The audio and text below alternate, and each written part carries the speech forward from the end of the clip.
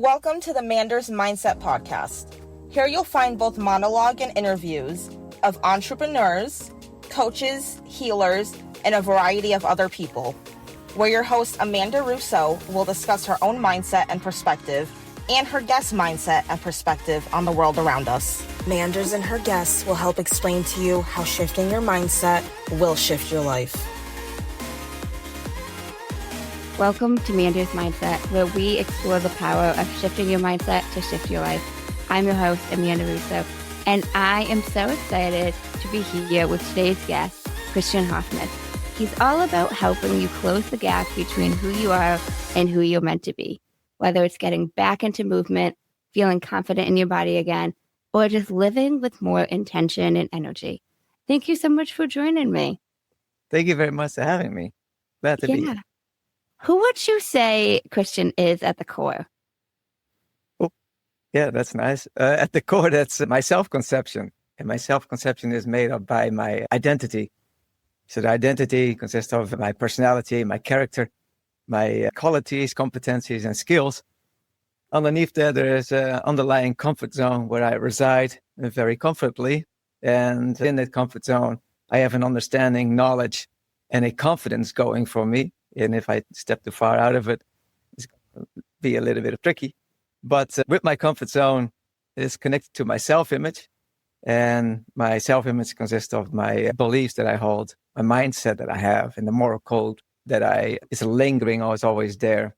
And that defines my self-definition.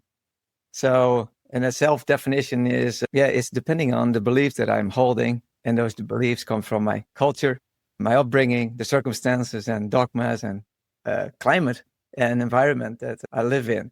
So, and that eventually comes to a certain decision, behavior, and my outcome, my destiny.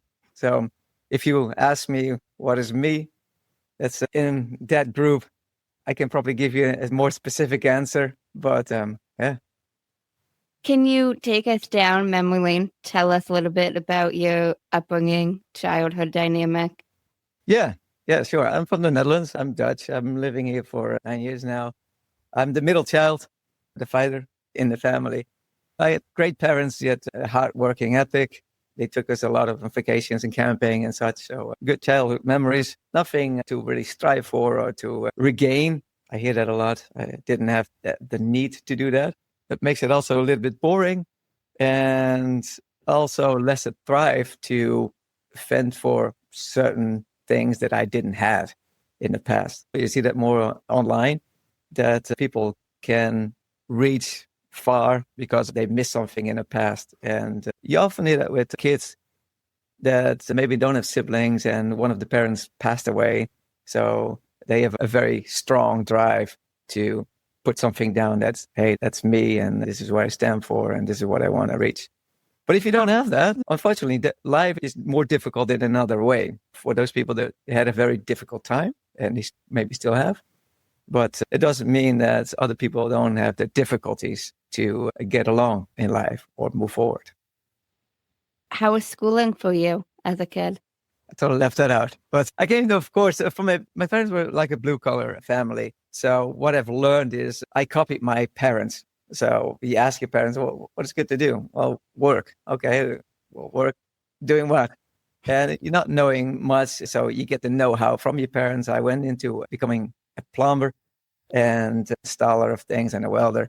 And eventually I thought, okay, well, this is fun. I get very concentrated on these things, but it's not all that I want in life. So I went backpacking in Australia for a year and did some things in Hong Kong, China, and other countries. And I came back and I did different works, like, I don't know, different occupations. And eventually I thought I have to go back to school. So I went back to university. I became a teacher, PE instructor, and a personal trainer. Became also a soccer coach and a sports therapist, like a massage therapist. So yeah, and then eventually I came up with a psychological model because I was always interested in psychology of things. Can I pause you real quick? Yeah, press the pause button. About how long ago was it you went on this backpacking trip? It was 2001. What made you decide you were going to go backpacking for a year? Yeah, I was sitting in a break room while I was a plumber, And I read an article about a girl who was backpacking in Australia. I was like, that looks so fun. And I said to the guy I was working with, I'm going to do that this summer. I said, are you crazy? You have to do that. Like, you have to save money for that. I said, I'm starting right now. And it was the day after the first day of the year or something, like at Christmas or something. So I didn't meet my own standards. That's 6 months. I went in September. It took 9 months. And I had a delay because 9/11 happened that time. We had to fly over Russia and such. We could not fly over the Middle East. So I remember. And did you go by yourself for this trip? Yeah, by myself. How was it? It was great. You don't have to wait on making the choice. I've met other people. I met other groups, of course, and they said like they traveled together. And eventually after 3 months, and that's most of the time, the time frame, 3 months, they break up. The group falls apart because everybody has their own personality going on for them and their own decision making, their own money they have to fend for. So they break up and go their own ways, which is a great thing because I think it's good to have an experience for yourself and try to see who you are and how you react in certain difficult circumstances. And that was my thing, like seeking up certain difficult circumstances. And I've been in difficult circumstances. I've been robbed and everything. So yeah, it's all good. Wow, that's just so fascinating to me. Now, did it deter you at all when this, like, you had somebody who said to you, you can't do that. You got to save up for a while. You got to plan it. Yeah, well, I always feel like, how do you know that I can't do it? Have you done it? No. All right, well, your opinion doesn't matter then. If I was more like that. I love that mindset. So many people are like, you can't do X, Y, Z, and they've never done it. So it's like, how are you going to tell me that I can't do this when you haven't done it? You wouldn't know the first half of it. And it's not, if it's somebody who's at least done it and it's like, oh, they're trying to tell you it's hard, it's whatever. Okay, I'll listen to that. Not saying I won't do it, but if somebody's never done what I'm trying to do or saying I'm going to do, their opinion is the last person I'm ever going to listen to. Yeah, and it's the funny thing is, he said, you know what? I said, why not do it now? Well, you're young, you don't have that much money and everything. I said, I understand that, but would you ever do something like that? Yeah. He said, like, well, I started my family and I'm going to do it when I'm like 65. I'm retired. I said, who says that you can even walk when you're 65? Oh, you have to find that out. You don't know. Maybe you don't even make it. Like, I can do it now. I can run up mountains if I want to. I can't do it probably when I'm 65 with my spouse, but I bring her too. Those things. Yeah. I get it. So after this trip, you come back after the year trip? I'm glad. Yeah, I came back. I was first robbed and I went to China and I did martial arts and I played soccer, but I did martial arts there. And I was already messed up. Face was messed up because I was robbed. I had to fight 7 people and I was beat up. And then, so when I left to Hong Kong and we did some martial arts and everything, I insisted on, it was my idea. I want to do a fight, like a real fight, controlled in a way that is like no rules, but just like a one-on-one fighting. See how it goes. I did that there too. It was pretty harsh, but it was all good. You learn from those things. Yeah. After Hong Kong, did you go somewhere else? Well, yeah, I've been in Italy and in England. I worked there for a little bit also. So, yeah, always traveling around. And that's probably how I've been to America before. And later on, I've met my wife in America, in Memphis, because I was a coach for a singer. And he asked me to come along because I sang a little bit and I was not afraid to travel and stand in front of an audience. And he said, well, go with me, help me out. So I did that for 4 years, and in my 3rd year over there, I met my wife in the audience. So that's why the reason I'm here in America. Yeah. Nice. So how long after the Australia backpacking in Hong Kong did you come back to America? How long after? About? Oh, I came back in 2002, and then I started to do all different kinds of work, save some money up, and I think in 2005, I went to America by myself. What was your first step when you came back? Was it getting a job? Yeah, that's funny because I thought, my boss said, you can always come back to us. They liked my work style and everything. I said, all right. So when I actually came back, and there was a transition of the euros and the gulden. The gulden was the monetary thing there at the moment, and they changed to euros. So when I left, it was still gulden, and when I came back, it was euros. And it was like the half of what it was valued for a gulden. So I did not know exactly like, okay, how do you do these things? And I was talking with the boss, and he said, well, this is what you can earn. I said, well, that looks like a hell of a lot less, It looks like half. Well, euros, And then we measured it out, and it's like, oh, I'm going to earn less than I left before. You're going to make me earn less?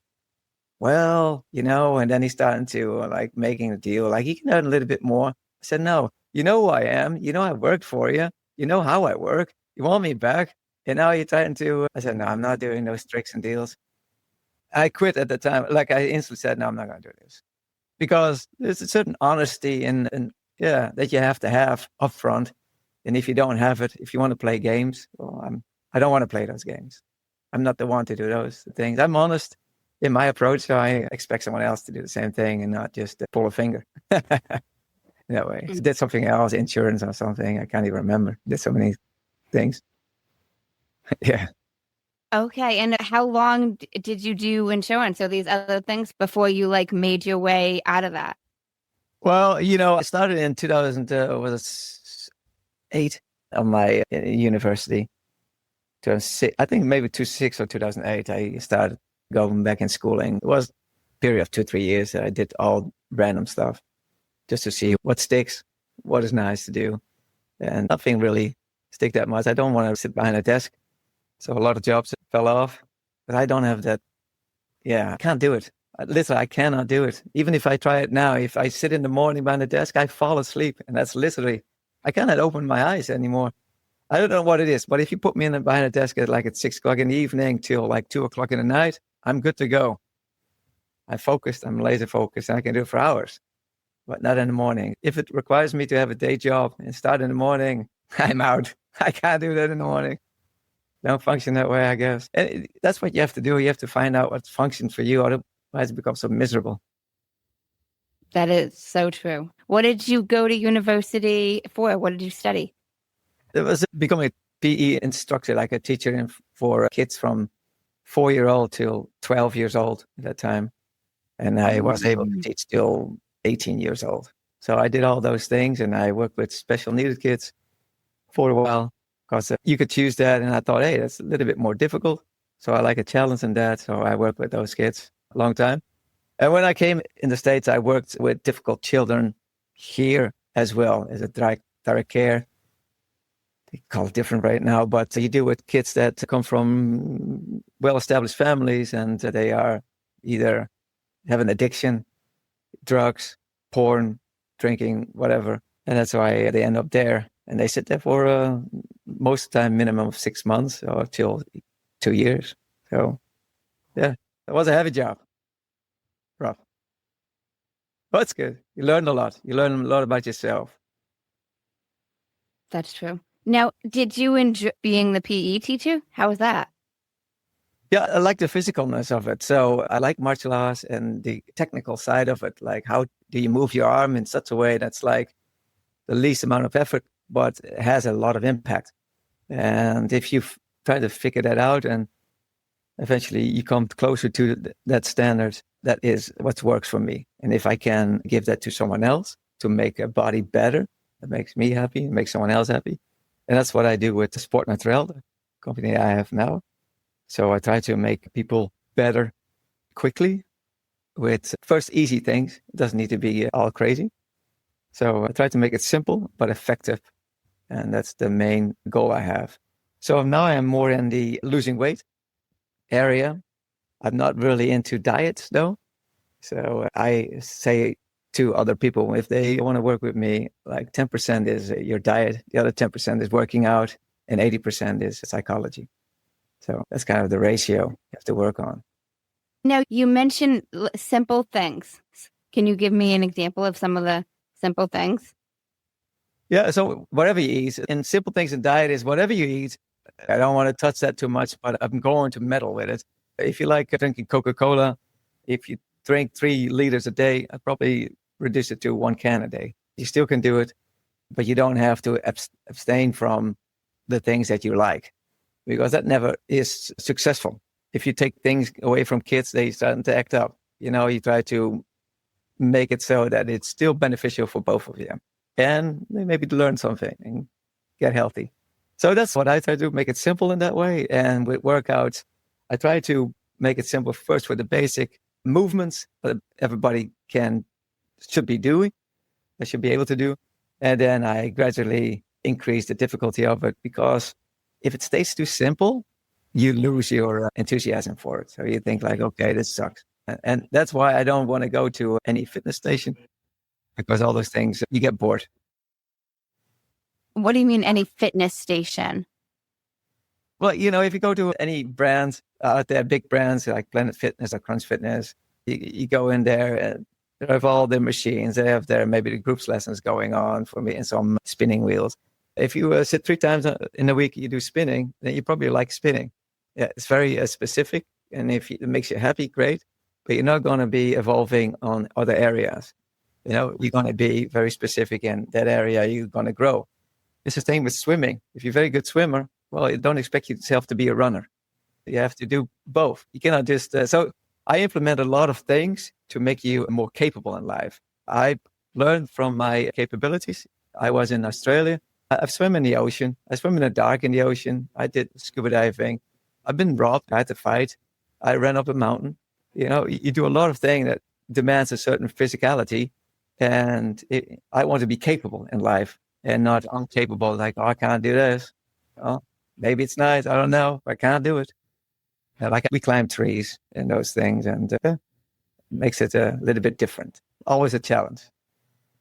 I get what you mean. Now, you say it's 80% psychological and 10% diet and then 10% the movement. Yeah. Why is that? Well, everything goes with your mindset and the beliefs that you hold and how you see yourself.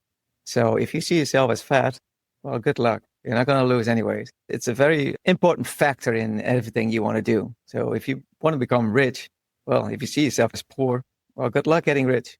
It goes with the mindset. So if you can change the mindset in whatever you're starting to do, you have higher possibility of achieving it.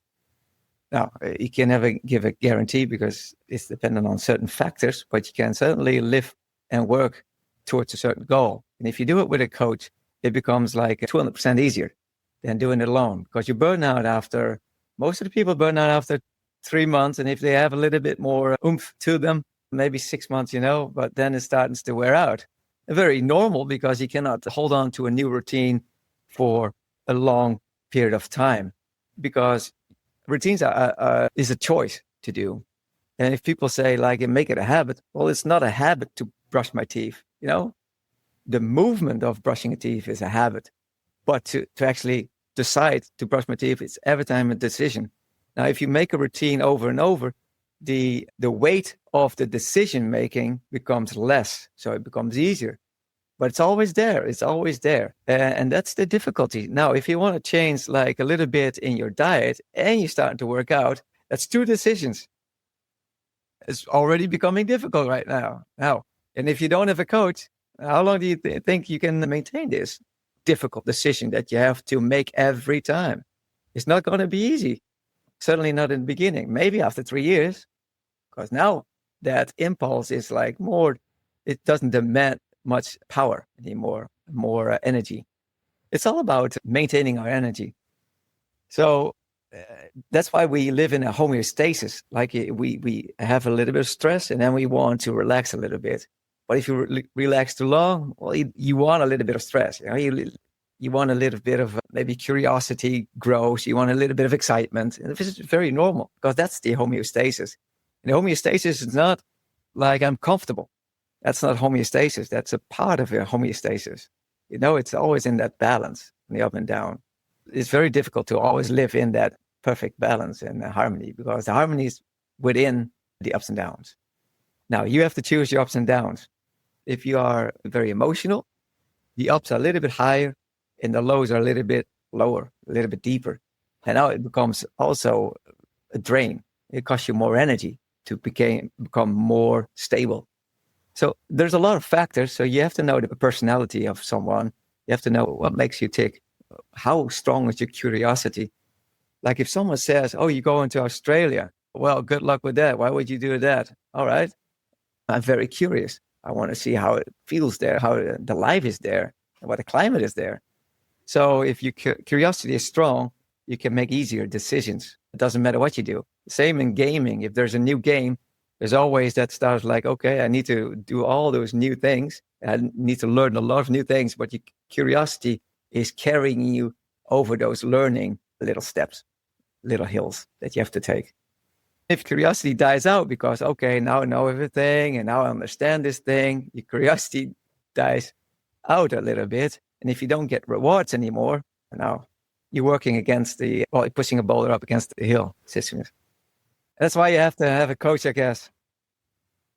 That makes a lot of sense. I like how you mentioned not fully depriving them of, like, if they're drinking 3 liters of Coke, not telling them to completely stop it. You know, I think that's a really big thing, because even like you mentioned, like, you're telling the kid that they can't have this.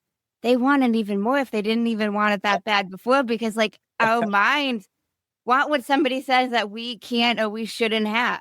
And I have my own history with a weight loss journey. And one of the biggest things when I first started doing this myself was I didn't deprive myself of anything, not a single thing. And one of the first basic things I started with was adding in more of what I considered quote unquote good, whether it was fruits, vegetables, more water. So it was just, I'm adding more positive.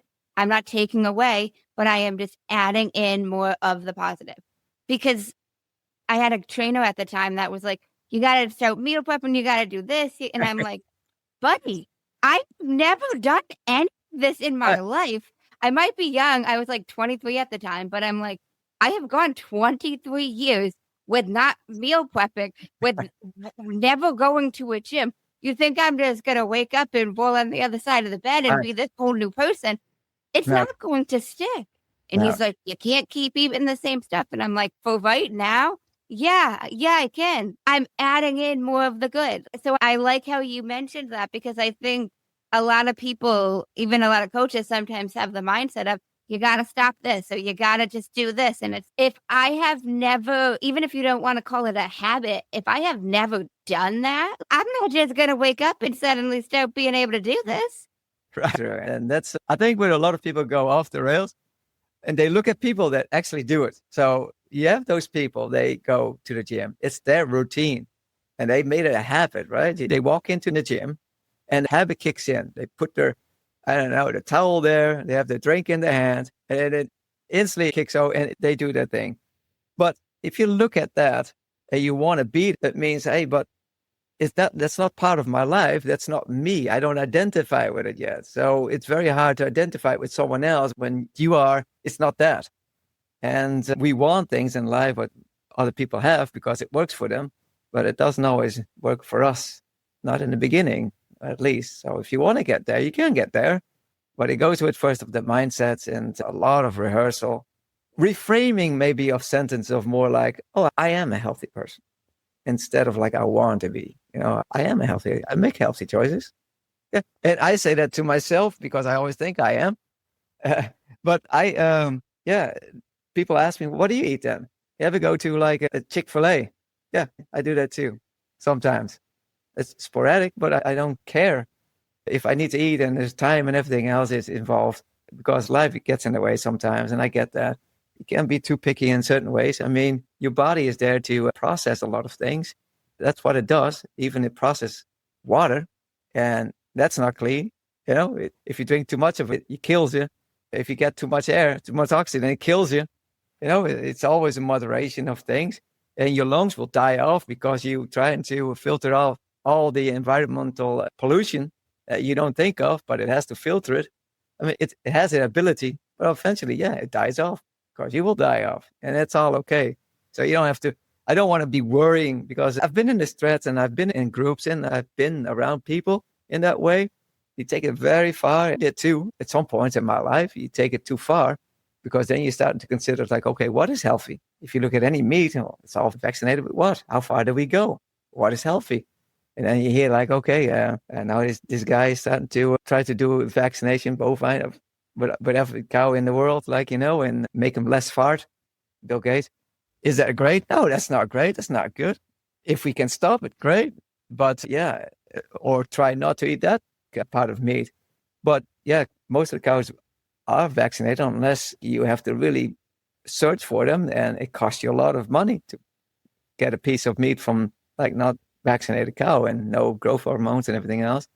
So you can go far with it, but you also become a little bit more cynical in life, a little bit skeptical, a little bit less happy, because everything is an enemy. Everything becomes like a violent to the body, and your body can handle a lot. I mean, if you never eat like a fried food, then you're going to feel that if you start eat fried food after never eating it, you're going to be nauseous. You're going to be in pain because your body's just not handle it well at that time. You never did it, right? You have people that eat raw meat. Okay, well, you cannot just start to do that because it will make you sick. You could probably die. Or, you have to ease into those things. Your body is very miraculous in my. And maybe you ever heard of it, but was a tribe who only ate rotten stuff with mold on it, and they did well. But if we want to start to doing that, we get sick. If we're not careful, we die. It depends why you start it. We can do a lot, but you have to ease in it. So that's why I eat everything. So my body is always prepared and it can actually handle it.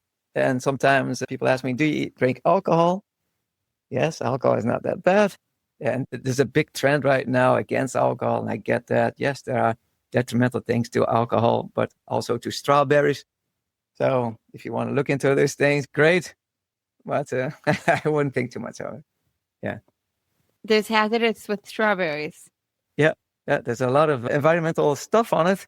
Someone say pesticides used a lot, herbicides used a lot. Yeah, you're going to eat them all. All the greens, the people say like, oh, eat all the greens, salads and everything. Well, look at what you eat. And there's also a chemical of the plant that protects itself. I forgot the name for a second. But it's a little bit of poison it gives you. And that's why it's also the reason that a lot of people cannot tolerate just eating salads. Okay, we say coleslaw and all those things because of that issue, because their stomach, they get bloated because of that little poison that it expels. So it's not better than meat. I mean, you can eat it, but it's also trying to poison you a little bit, But your body deals with it, and it's all okay if you can handle it. I'm not that good with the greenery, so you don't see me eat a salad very quickly. But I like French fries. It's not good. I like it though. It's a little bit heavy. I get what you mean. And even like you mentioned, paying attention to our bodies, like everybody's body processes different foods differently, I agree with you. Our bodies are meant to handle it and to process it, like food in general. Yeah. And then if all these people are like, what if you have milk intolerance? Well, yeah, maybe you should not drink milk, I'm not saying you should drink milk if you're intolerant. Context. Yeah. No, that is completely true. Even like allergies, like certain people are allergic to certain foods, even if it's fruit, even if it's meat, even if it's. Yeah.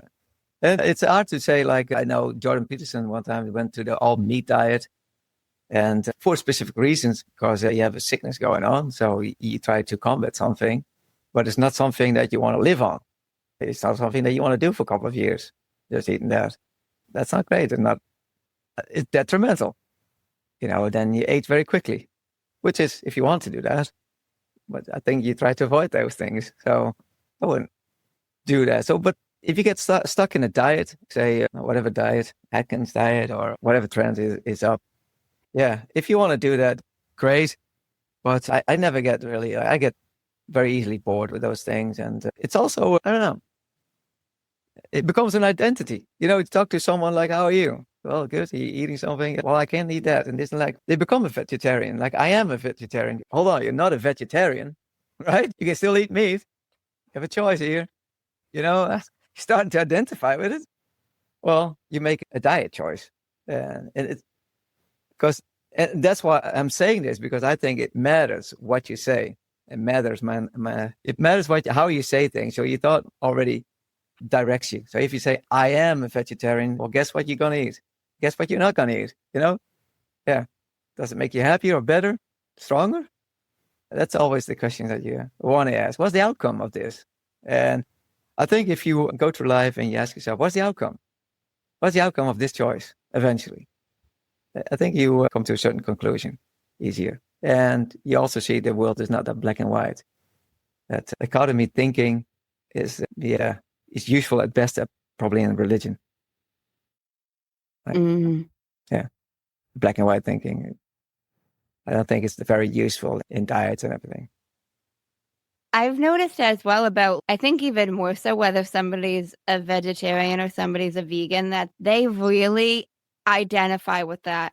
Or even you've got like your gluten-free people. And I did some traveling recently and I met a few people that were gluten-free. And that was like the second thing they would tell me after they would tell me their name. And I'm just like, we're not even going to eat a meal together. So why are you telling me that you're gluten-free? Like, yeah. Good for you. It's It's a badge of honor.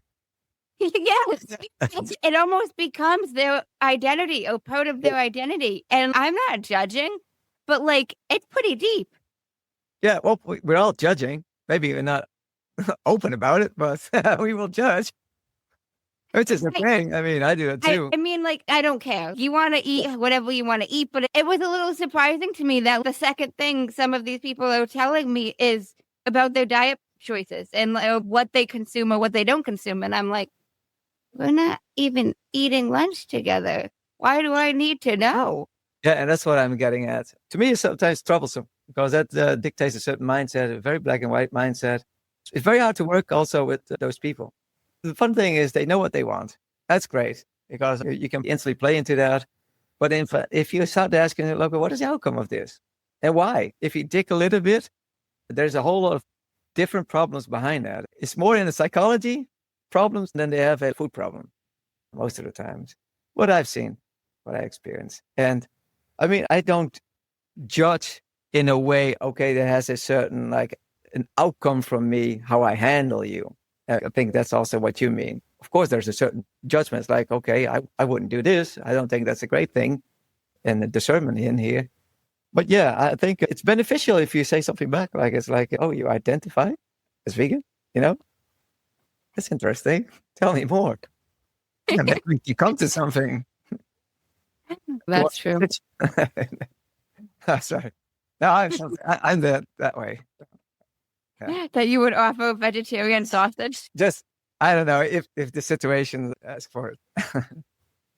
Yeah, a little bit contradiction, I mean, how can you get someone to think differently? You have to maybe push a little bit and use a little bit of a humor and maybe have a different kind of humor. But yeah, how do you, that's why always the king had the role of the joker because, otherwise you become too serious about yourself and you don't need that. Nobody needs that. So if someone can make a little bit fun about you, it's great. You should. If you take that well, then you're in good company. Life is long, but life is also short to be so serious all the time. Yeah, you have your moments to be serious, of course. And everybody seems to know that feature. But if you decide to identify it with food choices, maybe something there's more deeper going on. And if you go into the CrossFit world and athletes, they have a goal and they seem to be different than, let's say, a fitness person who really goes all in on the fitness because they have to achieve something because they have a certain image they are working towards. So the self-image is maybe a little bit corrupted. And yeah, they can go very far in that. The self-image contains the strong held and limiting beliefs. And your mindset is there. And also your moral code. So most of the time in your self-image is also, if you are religious, the religion part is connected there between the beliefs and the moral code. That's your religion connection. And it's a very strong indicator for black and white thinking. So if the self-image is more on the black and white thinking and you have something to prove, then you, most of the time, you go very far in certain choices that you make. And I've seen those girls look great in the body, great. You have 8 abs.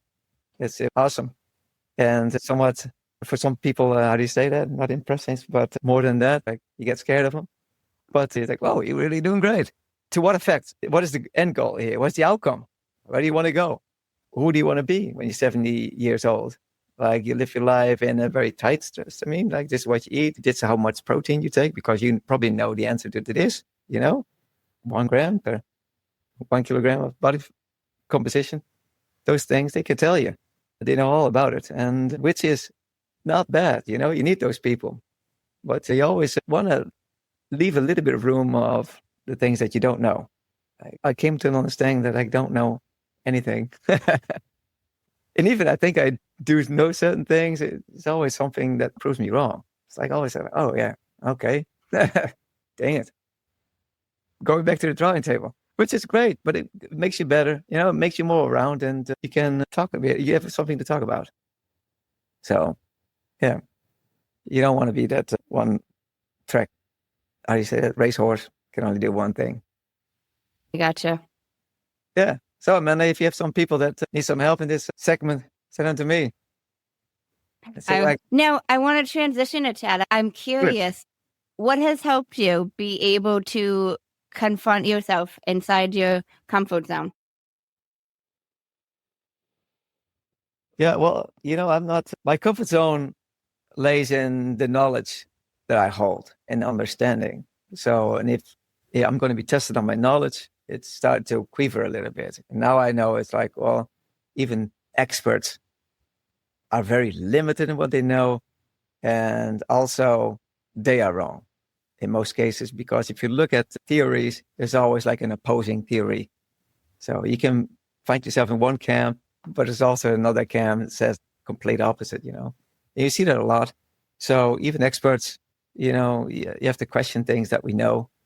And this is okay, because we all want to move forward and do better for each other. I think that's what we want to do. You want to do better for yourself. And in the meantime, you pull up other people. And that's more my goal now, to pull up others and where I am. They ask me, hey, you were 45 years old. You look like this. And you do this. Okay, I want some more of that. Well, okay, this is the way for me, my body. And we have to look at yours. And then you can plan something. So if I'm in my comfort zone, I know what I am, know what I'm doing. And I'm trying different things. And instantly I'm out of my comfort zone, because I know I want to be good at it in what I do. Who doesn't? I want to at least be above average. I don't need to be the best. I don't always shooting for to be the best, but above average. So if that's my standard, and if I don't qualify for that standard, that puts me into certain stress mode. How do you make sure that you're above average? Yeah, you get signs from the outside world. So if you think you are wrestling with things and you're full in it, and then people give you feedback, this is where you start to understand where you fit.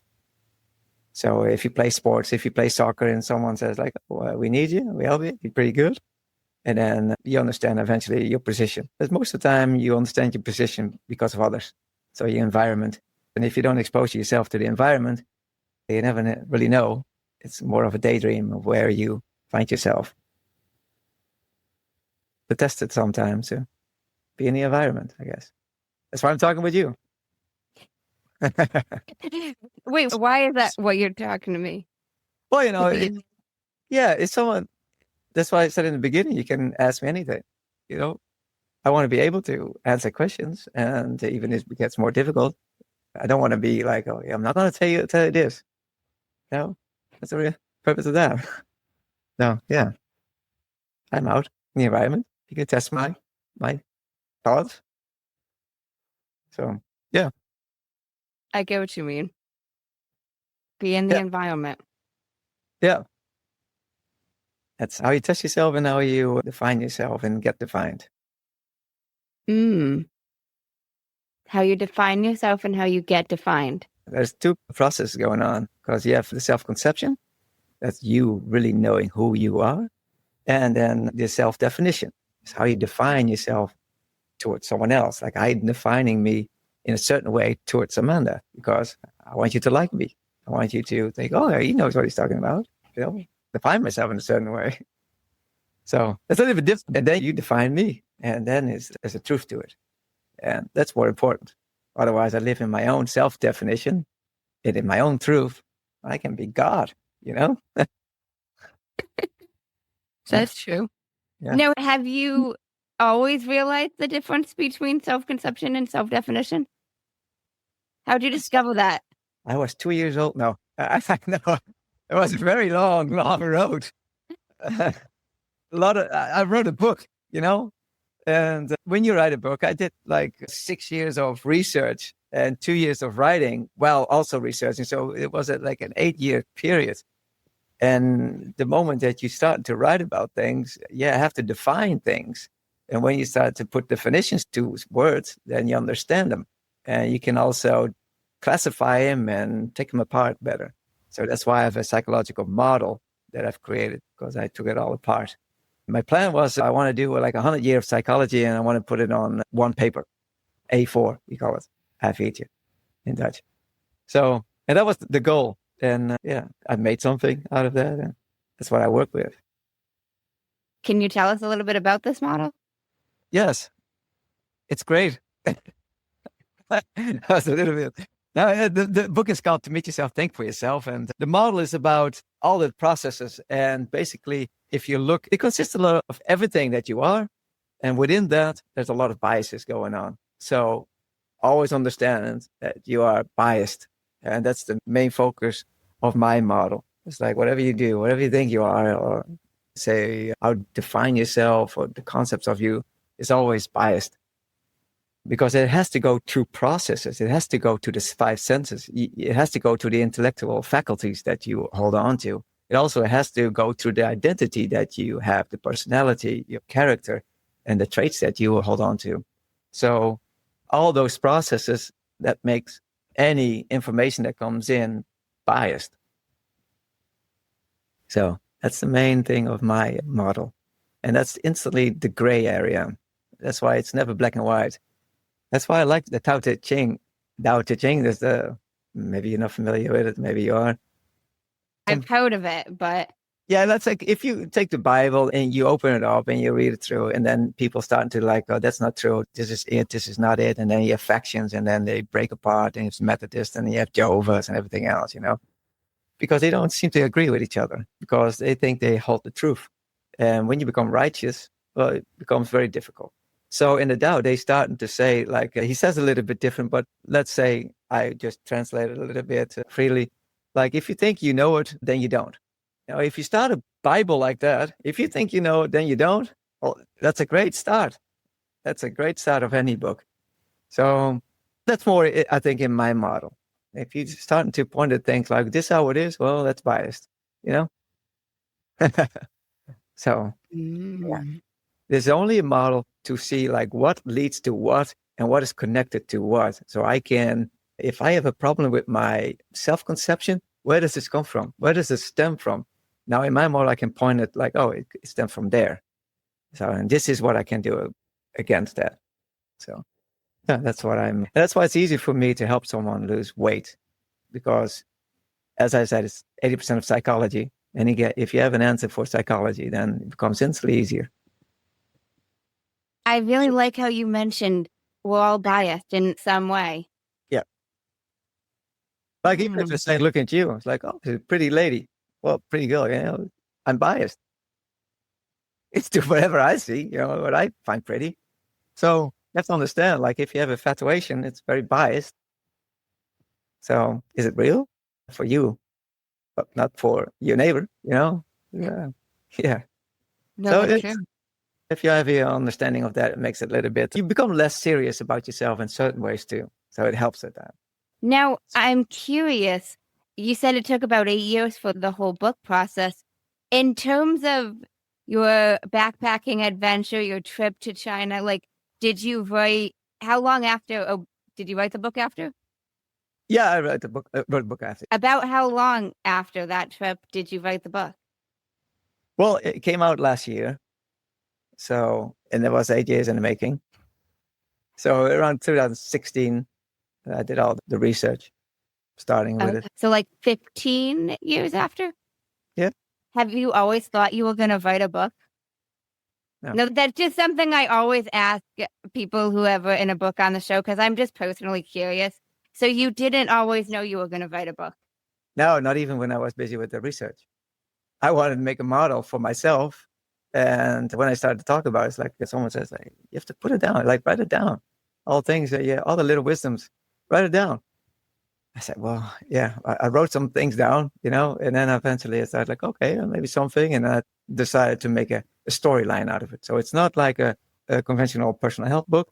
It's a storyline, and it's in that character. I am kind of the character. So I try to stay close with my knowledge, I can make it totally fictional, but it's not. So the most of the things that in the book, it's what I've experienced. And it's just a talk with an old Sifu, like an old Chinese Sifu. Well, I've met a Sifu, So it is based on certain things that are true. And you just there are questions in it like, what's the meaning of life? And then the old Sifu answers in his capability of what is the meaning. And they try to come to a certain idea of it. And there's more questions in those things. And I had some good feedback of it. It's well rated at the moment. So I'm very glad with that. So they like the story and what's in there. But it was more for helping myself out. I love that process. So even in the midst of the research, it wasn't you were researching because you knew you were going to write this book. Wow, that's so fascinating to me. I love that, just the way that panned out. Because somebody said to you, you got to write this down. Right. Yeah. Was it somebody close to you that said that, or was it just somebody you were an acquaintance? You don't have to tell me who, but I'm just curious. Yeah, there was someone that was close to one in the family, but also there was two people that I worked with. They said, like, man, you need to write these things down. Wow. I love how that came full circle for you. Yeah, me too. And it was great to do it in English. It's not my first language. Was it a little bit of an extra challenge for you? No, I wouldn't say it like, no. You know how it is. I lived 36 years in the Netherlands, and then eventually, like I'm 45 now. And you start to think in English. You don't know all the words yet, but you can find them off. And it's like, okay, this is what it meant in Dutch. So what will this equivalent be in English? So you can find all those things out. It slows down a little bit the process, but overall, you start thinking English, so you write in English. The grammar is not the best, though. You need an editor. Anyhow, any writer does, though. Yeah. I agree with that. I love that, though. I want to transition a tad. You told me this Dutch saying, and I'd love if you could elaborate on this. I don't know if you remember what you put, but It says, when it gets difficult, we need someone that can deliver a precise kick in the butt. Soft healers make stinking wounds. Yeah, that's saying, yeah. That's in the Dutch saying. That's how you say it. But yeah, that's what it is. If you come to a specialist and they don't treat you fully on certain things or not like how you expected, then most of the times it can do more damage. So kick in the butt in a way of like, we both know you need to go in this direction. Hey, come on, let's go. That type of deal. And why is that? Because I don't know exactly, but I tell you a little bit about myself in that way. I don't have that much empathy. I feel compared in relative perspective, because if I look at my wife, if I hit my thumb, she can feel her thumb like in pain, kind of empathy. And I don't have that. So I can relate to certain pain, but I cannot feel it or replicate anything like that. So if I see someone struggling, I do it how I do it to myself. Now, I'm a little bit brutal to myself. I don't suggest be doing that, but we run every year we do a Spartan rest, like it's called the Ask of Spartacus Dash, and it's with obstacles you have to run. And when I run that, I'm like, come on, and then a certain words comes out, but push yourself, don't stop. Other people are running, come on. It goes on in my brain. And that's a little bit how I'm outwards to people close to me. So the more closer you are to me, the more you got the treatment that I treat myself with. It's not always that pretty, but it's in times effective. Now you have to know when to pump the brakes. Like during my experience over time, I understand more how to pump the brakes and to adjust it to where they can step in and still feel okay about themselves.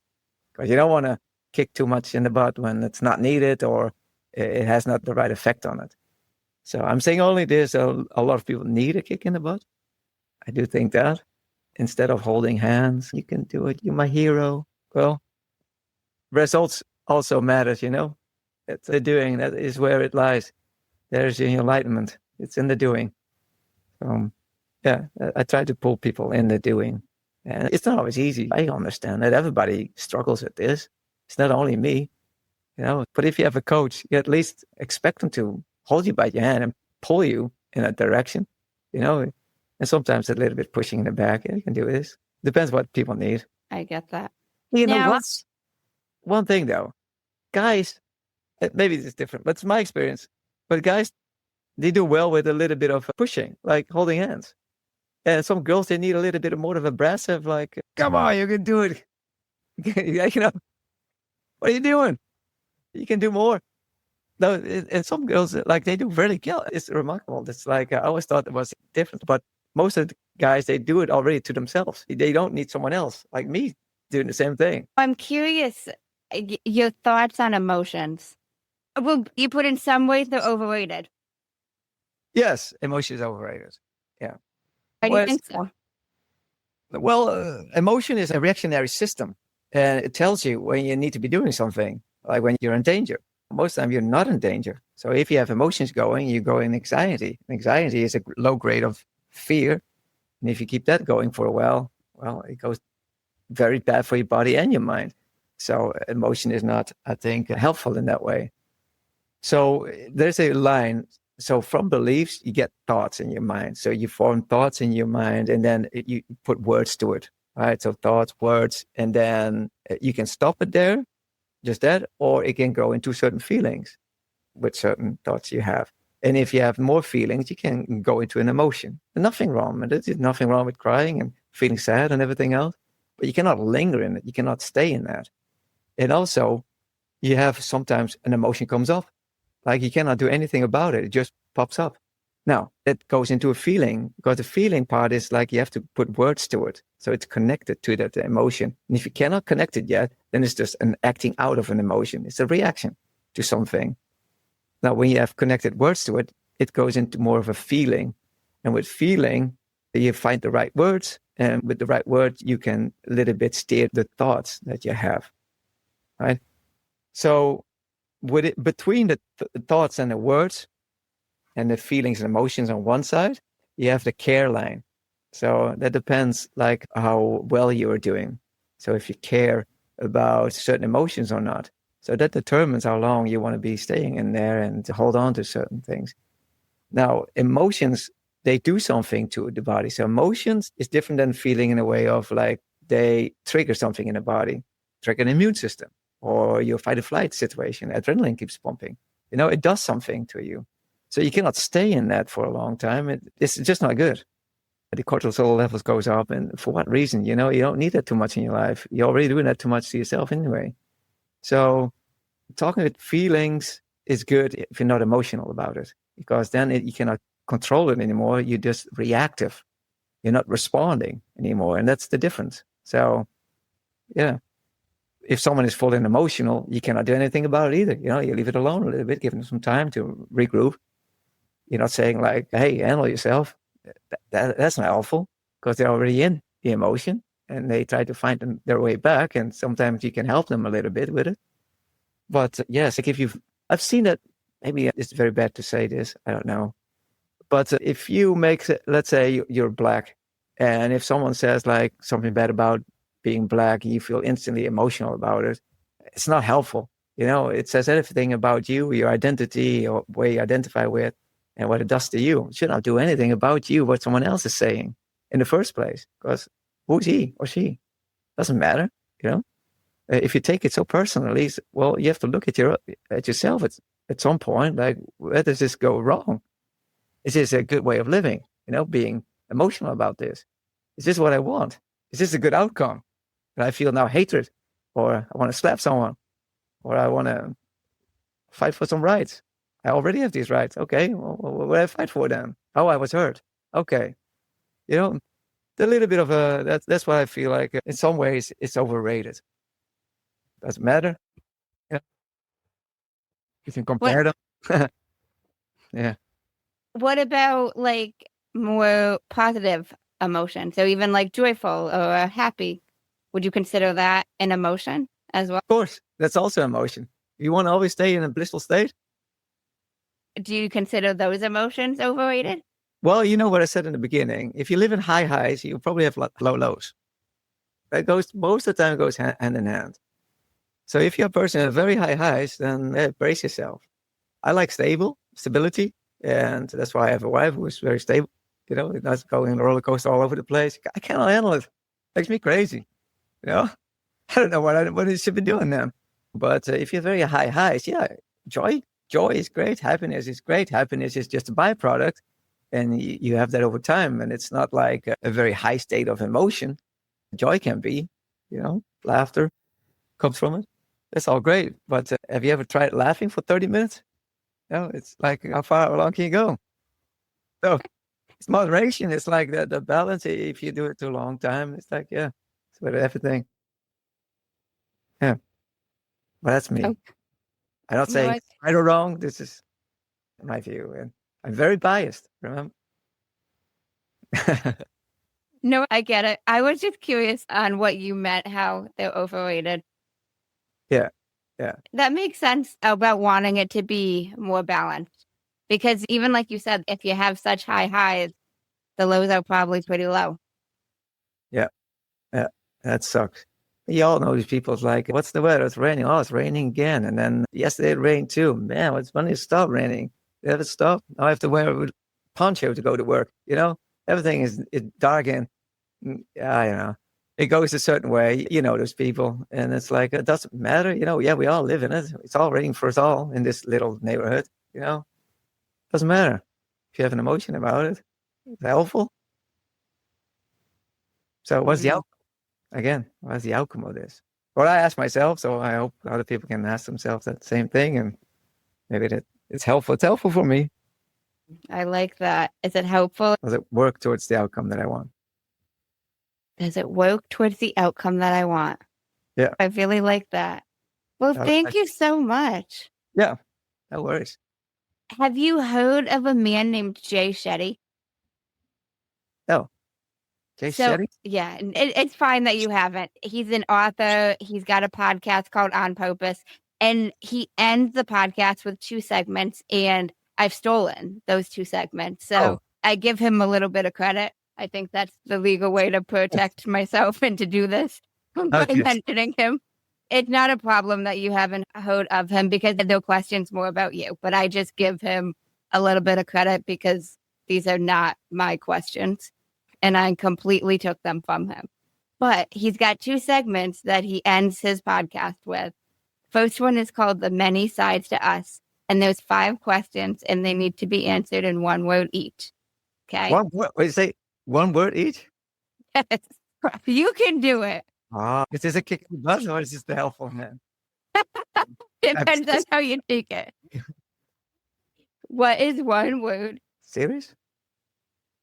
What is 1 word someone who knows you extremely well would use to describe you as? Not so serious? Oh, not serious. Oh, 2 words. Damn it. Word. 1 word. Okay. Maybe. Oh, yeah. I am. I've heard this before. Focused. What is 1 word you'd use to describe yourself? Biased? What is 1 word that if someone didn't like you or agree with your mindset would use to describe you as? It doesn't agree with me? Yeah, somebody that doesn't agree with you. In what word? Yeah. Yeah, I have some words, but it's all kind of rough words. I don't think I can use this on the show. Whatever comes to mind. Yeah, and it's also Dutch. We say chomp. What does chomp mean? Well, it can mean a couple of things. In a funny way, it's like, man, he knows what he's doing. He's great. What a dickhead kind of thing. And the other's like, yeah, he doesn't know how to dress himself. And like, sure. Like, in a more bad way. What is one word you're trying to embody right now? Outcome. Second segment is the final 5, and these can be answered in a sentence. Okay. Pressure's off. One sentence? What is the best advice you've heard or received? Yeah, there's a couple of them. One is because we talked just about it, so it pops in my brain. Is don't take everything too serious. Why is that the best? Because life is not that serious. Okay. What is the worst advice you've heard or received? That's from my father. He said a dime never becomes a quarter. Why is that the worst? It's more saying like, don't get too full of yourself. Or in this way, if you are poor, you never become anything else. That's what it resembles to me. So that was the worst advice. It followed me for a long time. Created some limiting beliefs. What is something that you used to value that you no longer value? I still do that. But I don't cling too much on it, but a certain integrity. I value that a lot. Yeah, you cannot always have it, so I leave that a little bit loose. If I'm not demanding it, but I used to demand that from other people. If you could describe what you would want your legacy to be, as if someone was reading it, what would you want it to say? Well, my legacy, he tried his best. He came up with some great ideas, and then he died.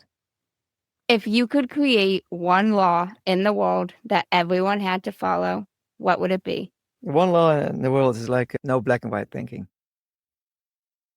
Truth exists between two people, and everything beyond that is getting lost. It doesn't reside in yourself. So black and white thinking is not helpful in any way, because always there's a compromise, there's always a bias that is carried on. So yeah, no black and white thinking. Why would that be your one law?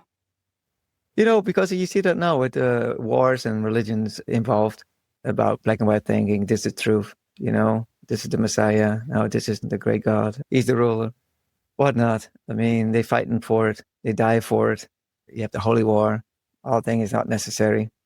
I mean, same with the Taoists. You never seen like a Taoist fighting for their belief system, because I don't think you can call it religion. So same as in Hinduism. It's a way of life. I think it has a much better outcome for humanity. Well, thank you so much for speaking with me. You're welcome. It was very nice to be with you, Amanda. You asked nice questions. Thank you. Now, I do just like to give it back to the guests, no pressure, but any final words you want to leave the listeners with? No, the final words I will probably put it together. But if you stay away from black and white thinking, you understand you're biased, you're not taking yourself that seriously.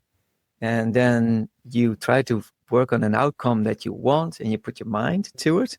So you layer it up with, I am this person. I am already rich. Look at what I have. I am already healthy. Look at what I'm doing. Then you go into that direction. I like that. Thank you so much, Christiaan. I appreciate it. And thank you guys for tuning in to another episode of Manders Mindset. In case no one told you today, I'm proud of you. I'm rooting for you. And you got this. As always, if you enjoyed the show, I would really appreciate it if you would leave me a 5-star rating, leave a review, and share it with anyone you think would benefit from this. And don't forget, you are only one mindset shift away from shifting your life. Thanks, guys. Until next time.